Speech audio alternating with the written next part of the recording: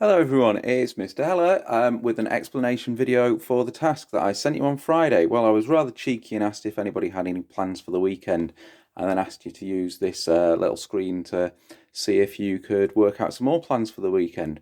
Well, let's see what I did. I chose a number between 1 and 9. My number was 7, and I multiplied it by 3. I got 21. I added 3 there, got 24. Multiplied it by 3 again, got 72. Added the 2-digit number that I got, 7 and 2, that makes 9. Oh, I got stay at home. Well, that was my plan anyway. And everybody else got stay at home, whatever number you picked. So I asked you to think about why that might be the case. Well, let's see if we can do it again, but in a more general sense, using what we might call a little bit of algebra.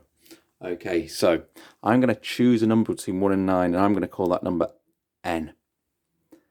I'm going to multiply that by 3. So I'm going to call that 3n.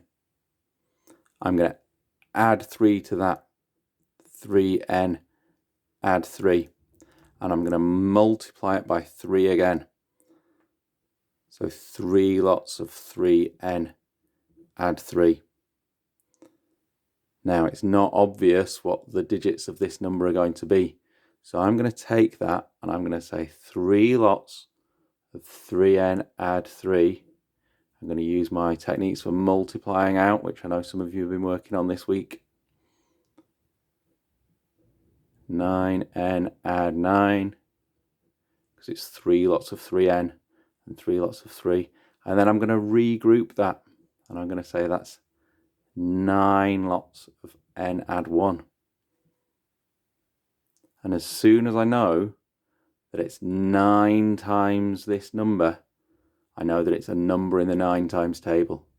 And one thing that I know about all the numbers in the 9 times table, up to 10 times 9, is that they have digits that add together to give a 9.